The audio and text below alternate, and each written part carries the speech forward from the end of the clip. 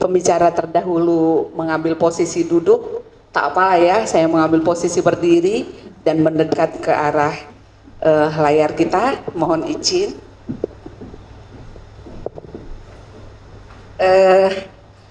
Teman-teman di tim garis, terima kasih sudah memperkenankan saya gitu ya, mengunjuk saya dari tim garis sebagai founder untuk ikut berpartisipasi aktif di dalam diskusi publik kita pada hari ini. Juga memang Mas atau Adinda, saya tidak terlepas dari keberadaan saya selaku kader Partai Golkar. Tadi sudah disampaikan juga di biodata saya, CV saya, bahwa saya menjadi pengurus Partai Golkar dari sejak tahun 2023 sampai sekarang. Jadi sudah sekitar 20 tahun. Dan kalau kemarin saya ada di Golkar Kabupaten Dairi, saat ini saya ada di Golkar Sumatera Utara sebagai salah satu wakil ketua bidang pemenangan pemilu. Itu dia. Jadi terima kasih sudah diberikan kesempatan. Tetapi saya tidak berani juga mengatakan bahwa saya mewakili Golkar, karena saya tidak dipermandati untuk itu. Saya hadir sebagai founder tim Garis Airlangga, tetapi benang merahnya adalah bahwa saya juga adalah datang dari keluarga besar Partai Golongan Karya. Itu dia. Jadi mungkin pertanyaan Adinda ini sangat menggelitik buat saya, karena itulah memang realita yang terjadi saat ini gitu. Nah, ini penyampaian saya ini tadi sebenarnya teman-teman sudah menyampaikan banyak hal. Apa yang menjadi keunggulan, apa yang menjadi prestasi daripada Bapak Airlangga Hartarto yang saat ini masih hanya Partai Golkar yang menggadang-gadang untuk menjadi capres, belum dengan yang lain. Kemarin dibentuk koalisi dengan KIB, tetapi mungkin karena kami dari Golkar malu-malu kucing, ya belum juga beliau dapat tiket untuk itu dari KIB. Malah yang dua lagi kita tidak tahu kiblatnya kemana, seperti itu ya. Itu dia. Tetapi tadi puji Tuhan sudah ada beberapa yang kita catat sebagai prestasi dari beliau, dan itu juga yang kita mau ketengahkan pada saat ini. Seperti apa sebenarnya beliau dengan kinerjanya, kaitannya dengan pencapresan beliau. Mungkin kita bisa melihat elektabilitas beliau ini masih sangat rendah dan susah beranjak ya, naik ke posisi yang meningkat seperti itu. Trennya sepertinya datar-datar saja begitu. Bisa saja banyak faktor yang menyebabkan, termasuk mungkin bagaimana media ya, kurang memanfaatkan media barangkali. Orang kan banyak ya, pejabat kecil aja seperti kami di daerah begitu, dia hanya bagi sedikit BLT padahal berasal dari dana desa. Nanti pejabat yang lebih tinggi hadir di situ ikut membagi, sudah masuk di media di mana-mana, masuk di medsos, masuk di TikTok, masuk di berbagai ini, dan meningkatkan popularitasnya, setidak-tidaknya popularitas ya sebelum elektabilitas. Nah, Bapak Ibu sekalian, saya mencoba memulai perbincangan kita ini dengan mengetengahkan satu apa ya, boleh saja kita agak agak bercanda dengan ini, tetapi ini kami kutip dari buku filsafat Tiongkok kuno yang dicatat oleh Liu An. Jadi ini sudah ratusan tahun yang lalu diproduksi gitu. Ada katanya 3 hal yang membahayakan di dunia ini, termasuk mungkin di Indonesia ini, begitu dia. Apalagi di tengah gegap gempitannya perpolitikan kita pada saat ini. Tidak berakhlak, tetapi bisa dapat banyak penghargaan. Jadi dia tidak berakhlak baik, tetapi bisa mendapatkan banyak penghargaan. Kebalikannya mungkin dengan ketua kita ini, dengan ketua kami ya, ketua kami lah dulu saya sampaikan. Karena tadi Adinda sampaikan, beliau baik, berakhlak, tetapi ya penghargaan artinya apresiasi yang diberikan oleh masyarakat belum seperti akhlak baik yang dia punya gitu. Tetapi ada orang yang tidak berakhlak tetapi mendapatkan banyak penghargaan. Kemudian ada juga banyak orang ataupun pejabat tidak punya kapabilitas atau tidak punya daya kerja, tidak punya kinerja, tetapi bisa mendapatkan kedudukan yang tinggi. Lalu apa yang membahayakan yang ketiga menurut Liu An ini? dia tidak punya prestasi, prestasinya nol, tetapi mempunyai gaji yang tinggi. Apakah itu di dunia antah berantah atau juga ada di sekitar kita ini, wallahu alam, begitu ya. Nah, Bapak Ibu sekalian, tadi Bang Rekson dan juga Adinda sudah sampaikan hal-hal yang berbau ekonomi.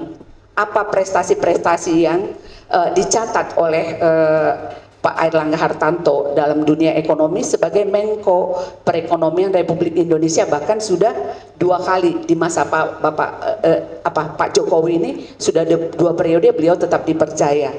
Tetapi sebelum masuk ke situ, kaitannya Pak Airlangga dengan peningkatan ekonomi kita dengan pemerintahan Indonesia, kami juga ingin sampaikan sebenarnya banyak hal di luar daripada ini. Ada banyak hal menurut kami yang menjadi juga keunggulan daripada Pak Airlangga ini dibandingkan dengan capres-capres yang lain. Bukan saya cinta mati atau cinta buta karena kebetulan ketua saya. Yang pertama tentu kedudukan beliau sebagai ketua umum dari satu partai yang besar, setidak-tidaknya kita mencatat bahwa Golkar masih pemenang yang kedua pada pemilu yang lalu. Pemenang kedua tentu itu adalah posisi yang tawar, yang sangat strategis sebenarnya untuk dipinang oleh pihak lain untuk digandengkan, begitu ya, untuk berkoalisi seperti itu. Itu salah satu hal yang strategis saya pikir. Kemudian yang kedua adalah seperti tadi digambarkan, sepanjang sepengetahuan saya, mudah-mudahan memang seperti itu gitu ya. Beliau ini memang baik orangnya dan pintar saya pikir. Kemudian juga meski beliau berasal dari kalangan menengah ke atas, tetapi beliau cukup merakyat. Karena di beberapa kali pertemuan atau kesempatan kita melihat bagaimana beliau bisa membaur dengan baik di tengah-tengah masyarakat bawah, seperti itu dia. Kemudian juga beliau ini banyak mungkin pejabat yang juga pintar mencari solusi, tapi beliau ini dia teknokrat. Karena beliau teknokrat, beliau mampu merumuskan, kemudian membuat secara terstruktur persoalan-persoalan, sehingga juga mampu mencarikan solusi buat persoalan-persoalan yang ada tadi. Jadi dia solusi-solusi yang diambilnya seperti tadi sudah diangkat juga masalah COVID misalnya. Ketika COVID banyak mungkin negara yang jadi berantakan perekonomiannya dan situasi kemasyarakatannya. Tetapi di Indonesia juga seperti tadi Bang Rekson sampaikan, mungkin tidak terlalu terpuji, tetapi cukup dipuji oleh negara-negara lain juga. Dan langkah-langkah strategis yang diambil oleh Pak Airlangga pada ketika itu cukup cerdas dan bisa setidak-tidaknya menyelamatkan Indonesia dari tsunami ekonomi, kira-kira seperti itu dia. Jadi beliau ini pintar, cerdas dan teknokrat, sehingga dia mampu merumuskan persoalan-persoalan yang ada, mampu juga secara terstruktur, sehingga jawabannya terhadap permasalahan itu dan solusi yang diambil juga cukup baik dan terstruktur dan bermanfaat bagi masyarakat Indonesia. Terlebih kita lihat kinerjanya ketika masa COVID yang lalu.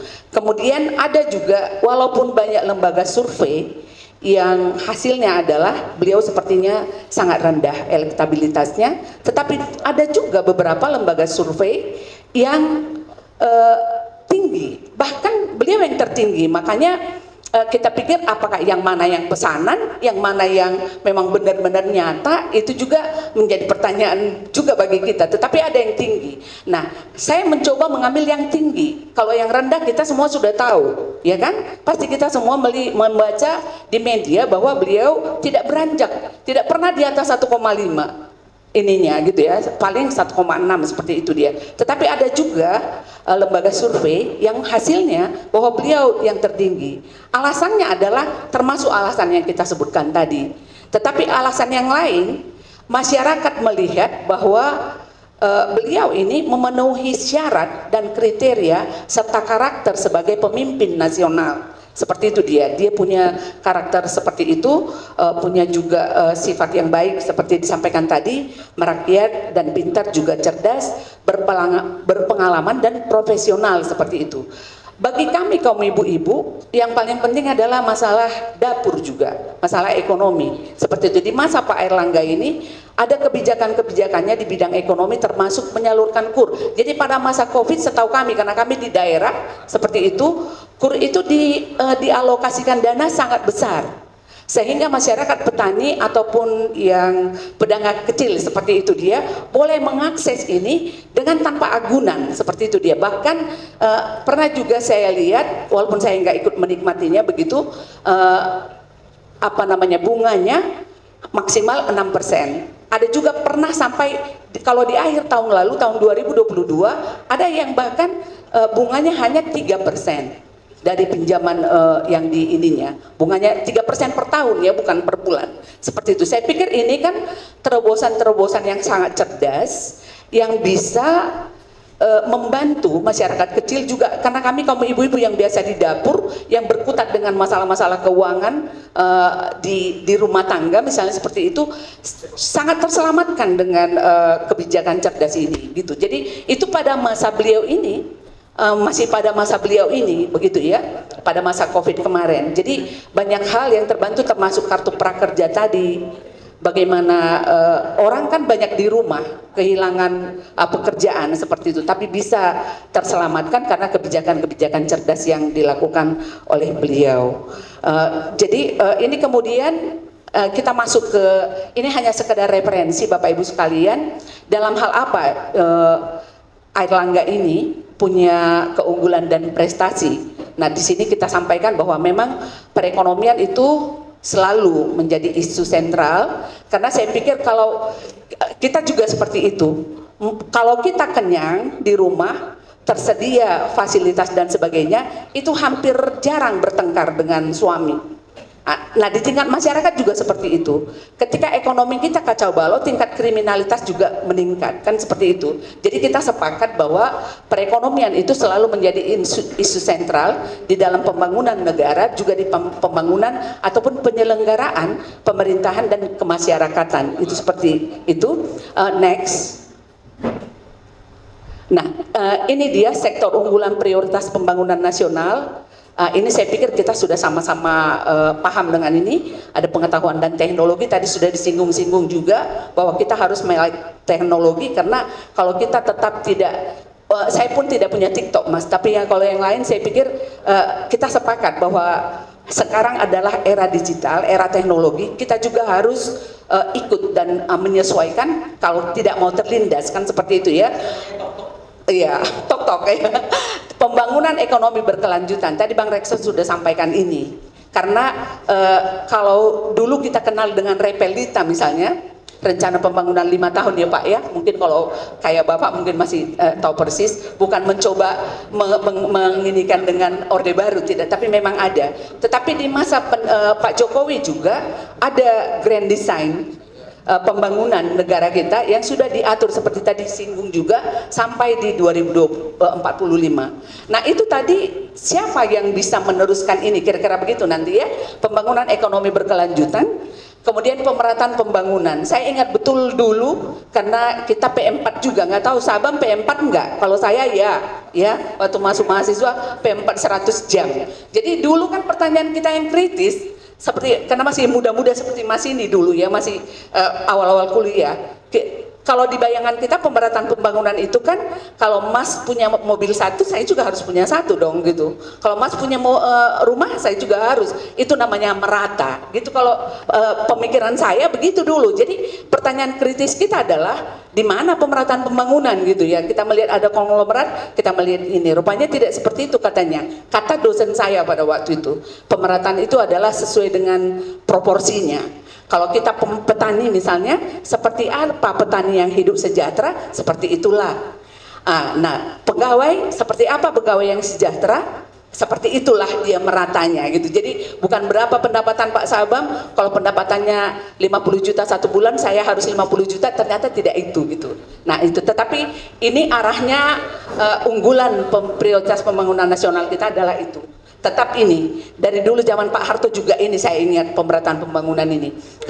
Kemudian pemantapan ketahanan nasional. Next. Ya, terus Nah ini dia nanti Airlangga bersama dengan Kemenko Perekonomian. Seperti apa beliau itu di Kemenko Perekonomian? Kenapa ini menjadi harapan bagi kita untuk keberlanjutan pembangunan Indonesia? Tetapi tentu melihatnya dari sektor yang beliau pimpin saat ini. Jadi ini dia kinerja dan sasaran strategis ya Kemenko Perekonomian, pertumbuhan ekonomi. Tadi Bang Rekson juga singgung soal itu.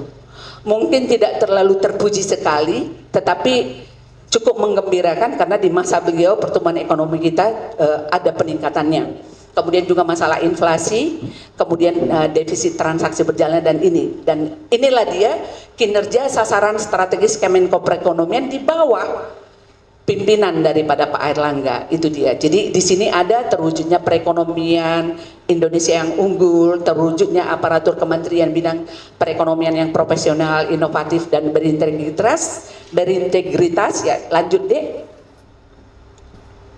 Nah, ini penyerapan anggaran. Selalu memang Bapak Ibu sekalian, kita tidak bisa katakan bahwa ketika anggaran terserap 100% berarti kinerjanya sudah baik. Itu tidak langsung bisa diartikan seperti itu, tetapi setidak-tidaknya jika seperti ini posisinya penyerapan anggaran di kementerian atau di satu-satu institusi, itu berarti mereka bekerja. Ya itu dia, berarti mereka bekerja. Kalau rule-nya kan sudah ada, polanya kan sudah ada, jadi tinggal mereka mengerjakan apa yang sudah mereka rencanakan, dan itu ternyata terserap dengan sangat baik. Terbukti dengan ini 99%, hampir 100%. Berarti kinerja di kementerian ini cukup baik, berkinerja, berarti mereka bekerja. Seperti itu ya Bapak Ibu ya, itu maksudnya. Walaupun tidak mesti hasilnya selalu harus seperti harapan kita semuanya, tetapi yang pasti mereka di Kementerian Perekonomian di bawah Pak Airlangga itu benar-benar melakukan pekerjaannya sesuai rencananya dengan terserapnya anggaran sampai 99%. Lanjut deh. Kinerja secara umum ini dia, dan mereka WTP dari berapa tahun ini ya? Di sini 5 tahun sampai saat ini juga WTP, berarti 7 tahun sudah berturut-turut sama dengan yang tadi. Sebenarnya WTP ini wajar tanpa pengecualian, merupakan yang nilai dari BPK, tidak otomatis tidak ada pelanggaran dan penyelewengan, tetapi setidak-tidaknya mereka memenuhi kaidah-kaidah yang ditentukan oleh peraturan di dalam mengelola anggarannya. Kira-kira seperti itu dia, itu ya. Lanjut, ini dia Bapak Ibu sekalian, kami sadur ya, proyek strategis nasional. Ini yang akan dilanjutkan. Jadi ini yang perlu berkelanjutan, seperti itu dia. Kalau tadi disampaikan, kalau kira-kira presiden memang harus berganti, karena kan peraturan katakan hanya 2 periode, berarti Pak Jokowi harus berganti. Yang menjadi Pak Jokowi siapa yang pantas, siapa yang layak, seperti itu dia. Nah tentu kita sama-sama bersepakat bahwa harusnya yang bisa melanjutkan dasar-dasar pembangunan atau pembangunan yang sudah dimulai oleh Pak Jokowi, sehingga ini bisa nanti berhasil guna. Ya, kalau misalnya berbeda isi ininya, berbeda gagasannya, berbeda lagi desainnya, saya pikir bisa ini kan kalau letaknya, kalau kita mau jujur menilai apa yang sudah diletakkan oleh Pak Jokowi ini sebagai dasar-dasar pembangunan kan sudah cukup baik. Nah kalau diganti dengan orang yang tidak bisa melanjutkan ini kan bisa alamat kesana kemari. Nah ini dia proyek strategis nasional dengan nilai investasi ini tadi seperti yang kita lihat di sini, menyebar di seluruh pulau-pulau besar yang ada di negara kita ini. Siapa yang bisa melanjutkan ini? Nah, gitu ya. Oke. Nah ini sudah dirancang untuk berkelanjutan. Nah, seperti itu dia. Jadi bisa mengakselerasi, mempercepat pembangunan infrastruktur sekaligus mendukung program pemerataan ekonomi. Lanjut. Nah ini dia Bapak Ibu sekalian, pasti kalau proyek strategis nasional itu berhasil, itu akan membawa dampak yang sangat signifikan terhadap seluruh masyarakat Indonesia. Itu dia, pasti itu Bapak Ibu sekalian. Nah lanjut. Nah ini tadi contoh-contoh ini ya, dibangun puluhan bendungan untuk persediaan air baku, termasuk mungkin ini embung-embung seperti di kampung kami, embung untuk persediaan air untuk petani misalnya seperti itu, tol. sistem pengelolaan air minum. Lanjut deh.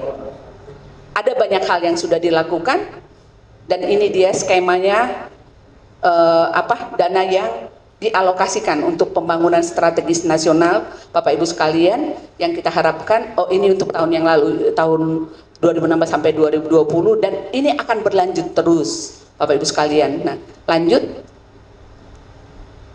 Nah, ini tadi soal WTP itu, beliau berharap bahwa tidak hanya mengejar opini WTP dari BPK, tetapi juga secara nyata gitu ya, bisa praktek tata kelola pemerintahan itu setidak-tidaknya di Kementerian Perekonomian itu bisa lebih baik. Dan tentu harapan kita bersama minim dengan penyelewengan ataupun korupsi-korupsi gitu ya. Terus ya, ini tadi kita ambil sedikit dampak positif era digital bagi perekonomian Indonesia. Tadi sudah disinggung-singgung oleh Mas kita ini. Seperti ini dia. Kemudian lanjut cek. Nah, ini dia Bapak Ibu sekalian, Airlangga di dalam pemerintahan.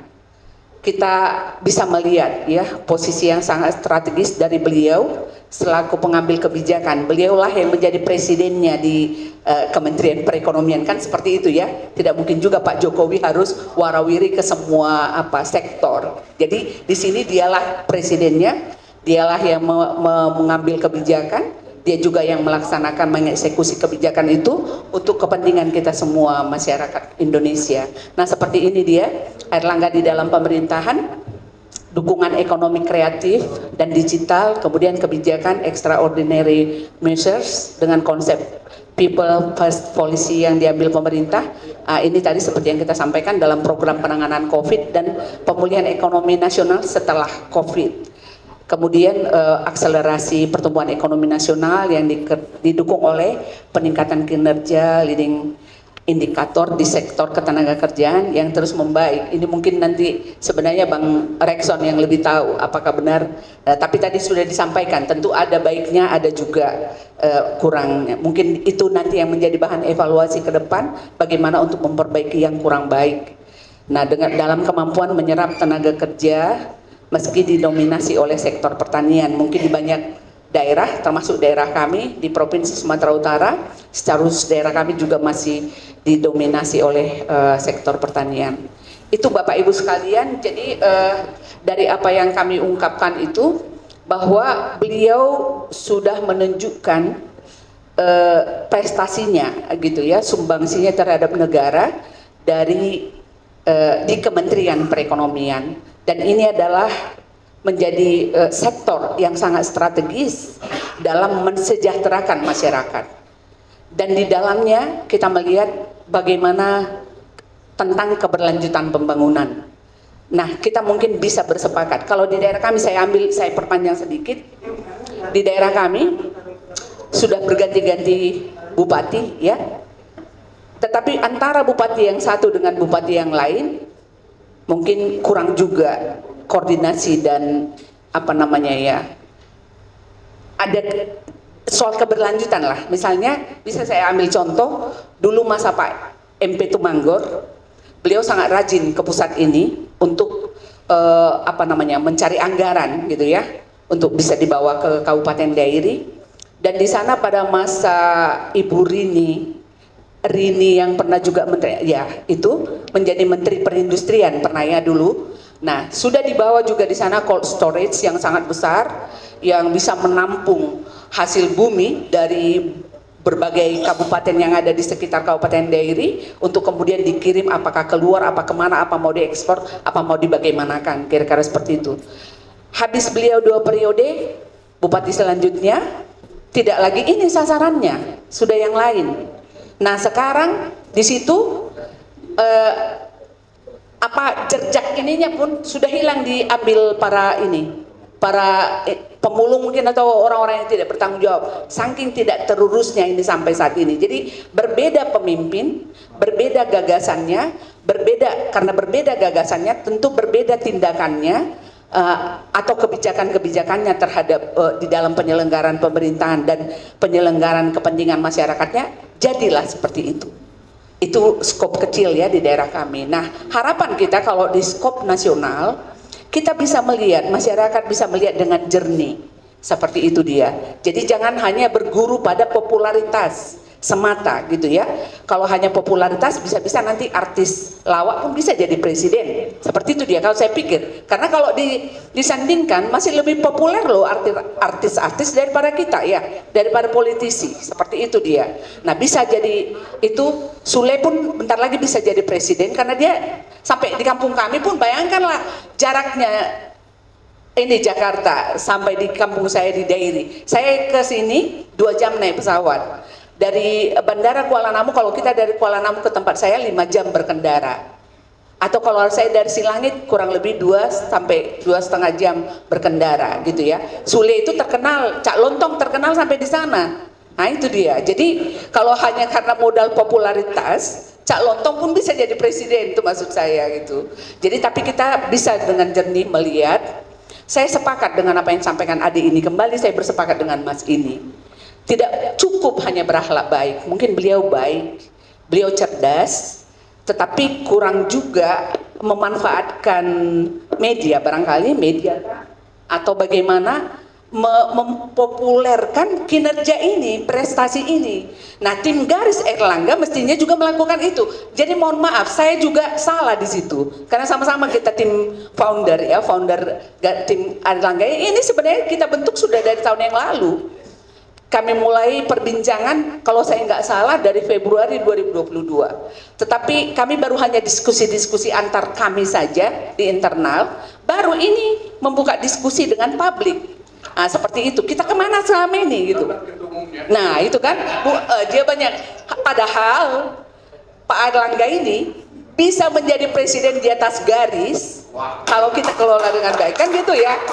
Ini kan Sabang terkenal dengan itu gitu, guru di atas garis, pejabat di atas garis, mudah-mudahan bisa jadi presiden di atas garis, who knows ya, kan bisa aja garis tangan orang kan beda-beda ya, walaupun saya pikir tadi kan Adinda Sabam sangat terlambat kami melakukan pada hari ini, mestinya ini dari tahun yang lalu, sehingga gonjang-ganjing di partai saya pun tidak terjadi seperti saat ini, kan begitu kan. Nah seperti itu, jadi kita agak telat, tetapi saya pikir tidak ada salahnya terlambat, mudah-mudahan, karena kalau di sedikit-sedikit, ya. Never say never. Iya betul, itu dia. Jadi apa namanya, kalau mungkin kita baca juga di media, karena desakan dari internal Partai Golkar, maka dijanjikan bulan Agustus beliau akan dideklarasikan, seperti itu ya. Jadi mudah-mudahan ini menjadi salah satu referensi ataupun pendorong gitu bagi pemicu, bagi partaikah, bagi komunitas-komunitas lain untuk kembali menggaungkan apa namanya, deklarasinya lah, kira-kira seperti itu dia, sehingga kita bisa bersama-sama mendorong, melihat kelebihan dan keunggulan dari beliau ini, bahwa beliau bisa menjadi jawaban bagi negara kita yang saya pikir dalam sisi ekonomi masih perlu ini ya, masih perlu diperbaiki, masih butuh perbaikan, butuh tangan-tangan terampil untuk memperbaiki ini kita, perekonomian kita, sehingga kita boleh mencatatkan diri sejajar dengan, ya jangankan dulu dengan negeri yang maju, setidaknya dengan Singapura pun kita belum bisa kurasa berlomba lari, kira-kira seperti itu. Jadi itu barangkali harapan kita bersama, dan kepada tim dari tim Garis Airlangga, mudah-mudahan kita tidak hanya sampai di sini diskusinya, tetapi juga kita boleh melakukan gerakan-gerakan lainnya, yang penting tidak ekstrim. Akan seperti itu ya, gerakan-gerakan yang bisa menohok tapi jangan ekstrim, supaya Pak Airlangga ini banyak orang yang melihat kelebihan dan keunggulannya, sehingga mendapatkan kepercayaan dari masyarakat Indonesia untuk menjadi the next president. Itu barangkali yang dapat kami sampaikan.